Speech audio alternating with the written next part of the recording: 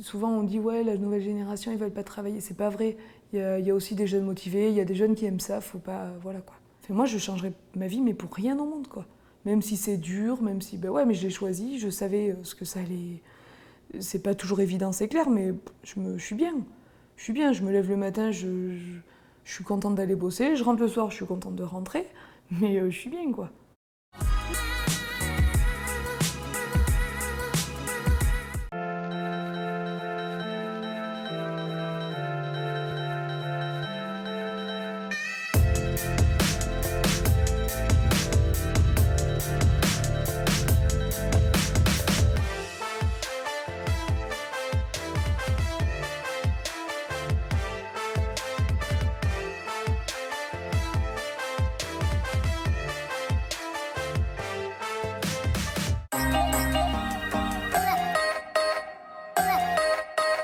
Je m'appelle Charlotte Salah, j'ai 30 ans, je reprends la ferme familiale de mon père et de mon oncle dans le Cantal en salaire tradition. Donc là, ça va faire 11 ans cette année que je travaille avec eux. J'ai pas fait d'école de laiterie, j'ai pas fait des NIL, c'est mon père qui m'a tout fait voir pour le fromage, pour la fabrique. Et ben maintenant, ça doit faire 5 ans que je fais le fromage toute seule.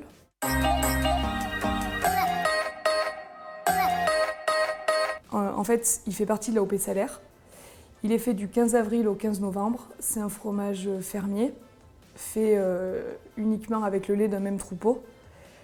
Il est fait quand les vaches mangent de l'herbe. Le lait est récolté dans une gerle en bois. C'est le seul AOP de France où le lait est récolté dans du bois. La différence avec le salaire, c'est que le salaire tradition, c'est fait uniquement avec des vaches salaires. Le salaire, c'est fait avec des vaches laitières, n'importe quelle race. Et le salaire tradition, on est obligé d'avoir que 100% des vaches salaires. Après, les vaches salaires, elles ont une particularité, c'est-à-dire que pour la traite, il faut leur veau avec elles. C'est-à-dire que chaque vache a son veau. Et pour la traite, on amène le veau à sa mère. Le veau commence à téter sa mère, on dit qu'il amorce, donc la vache donne son lait. Et là, on attache le veau au collier de sa mère, ou à la patte, ça dépend des exploitations.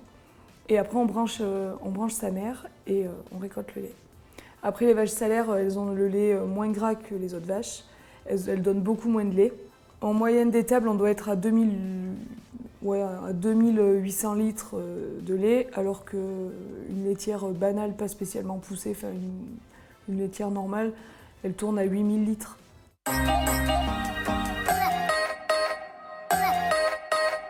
Le veau, il reste environ 9 mois. En fait, c'est la vache d'elle-même qui arrête de produire pour son veau quand il est assez gros.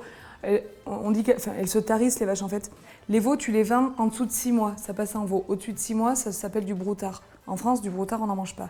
Donc ces veaux-là, ça part dans des gros centres d'engraissement. En France, ils ne font pas de centres d'engraissement. Il y en a eu, il n'y en a plus, parce que ça coûte trop cher, parce que financièrement, ça ne passe pas. Donc ça part dans des pays comme l'Italie ou l'Algérie. Là, les veaux, ils sont envoyés là-bas, ils sont engraissés là-bas, ils sont tués là-bas et ils reviennent en France. Et ça s'appelle plus du broutard, parce qu'entre-temps, le veau a grandi et a grossi. Ça s'appelle du bœuf. Aujourd'hui, en France, pour tous les veaux mâles, c'est obligatoire. Tu n'as aucun autre débouché, tu n'as aucune autre façon. Donc ça part dans des bateaux, enfin, c'est dramatique. Et là, j'ai aucune autre solution. J'y ai réfléchi 100 000 fois.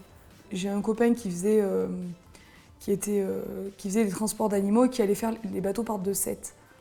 Et qui chargeait des bêtes chez nous, mes collègues, et qui les descendait à 7. Un jour, il m'a dit, si tu voyais juste la façon du chargement, il m'a dit, tu ferais plus ça, quoi. Mais en même temps, on n'a aucune autre solution. Et puis, c'est pas un veau, deux veaux, c'est 90 veaux, quoi. Le problème, c'est ça, c'est que les gens sont pas encore prêts en France à manger, arrêter le veau blanc, alors que le veau blanc, c'est du veau anémié. Le problème, c'est qu'on a formaté les gens à manger du veau blanc, donc aujourd'hui, les gens, si c'est pas blanc, ils ne le mangent pas.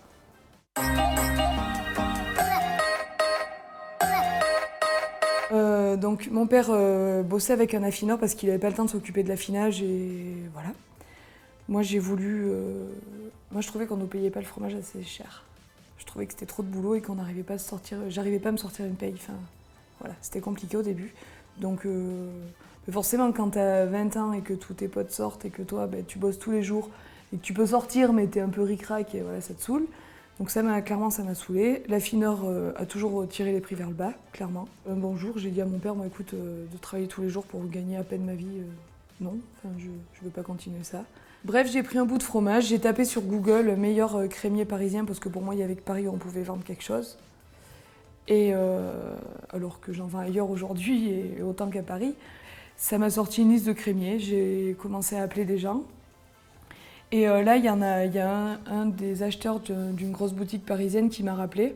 Ça tombait bien parce qu'à cette époque-là, il cherchait du salers traditionnel, il n'en trouvait pas. Il m'a dit, est-ce que dans 2 jours, tu peux être à Paris avec un bout de fromage? Donc là, j'appelle mon père, je dis, écoute, dans 2 jours, il faut que je monte à Paris. Mon père m'a dit, mais va te promener. En gros, il m'a dit, vas-y, j'ai compris, va te promener. Parce que j'ai plein de copines à Paris. Donc je suis partie à Paris. J'ai été le voir, il a goûté mon fromage. Il m'a dit qu'il voulait bosser avec nous. Il m'a demandé combien je voulais le vendre. J'ai dit un prix, ça lui a convenu. Et voilà, c'est parti. Et après, de lui, c'est passé à un autre parce que eux, sur leur page Facebook, ils ont mis des photos de mon fromage en me citant. Du coup, les autres crémiers ont vu ça. Enfin voilà, ça a été du bouche à oreille. Et aujourd'hui, on vend 100% de notre production en direct. Et on n'a même pas assez de fromage pour... je refuse des clients, quoi. Et puis au moins de savoir où notre fromage y part, de savoir qui il mange, de savoir... Enfin, tout ça, là.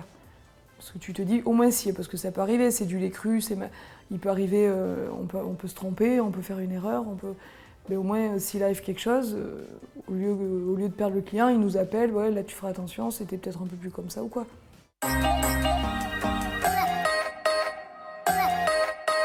Et les réseaux sociaux, Facebook, ça m'a complètement lancée, finalement, sans le vouloir, parce qu'au début, je prenais ça comme un jeu. Enfin, je le prends encore comme un jeu, parce que je suis bien...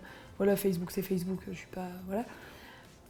Après, j'ai fait le Snapchat du GAEC. Ça, c'est drôle parce qu'il y a des gens de grandes villes, de Paris ou de Lyon, qui hallucinent en voyant, je sais pas, une vache qui fait un veau, une traite, quand je mets toutes les vaches qui traversent le village, c'est vrai que c'est impressionnant, 100 vaches dans un village avec les cloches et tout, machin. Et puis ça permet aussi de faire voir notre métier, ça permet d'ouvrir les portes de l'exploit.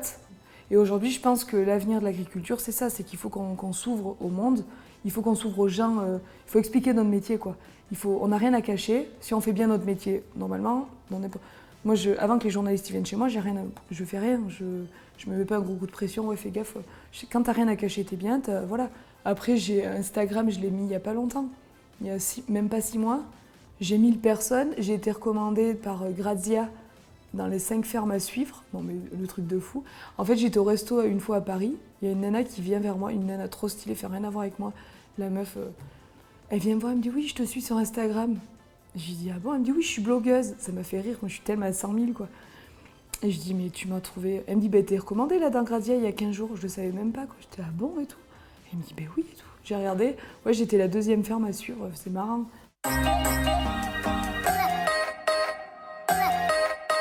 Non, clairement, je veux passer un message. Je veux dire, non, je le prends pas comme un jeu parce que derrière, je suis pas toute seule. Derrière, il y a déjà un point de vue économique chez moi. Derrière, il y a aussi 4 ou 5 autres producteurs de salers tradition. Le message principal, c'est que le salaire tradition, c'est du fromage fait avec des vaches salaires. Je dis pas que le salaire tradition est meilleur ou moins bon, c'est pas le sujet, mais c'est d'ouvrir les yeux aux gens, quoi. C'est de dire clairement la vérité.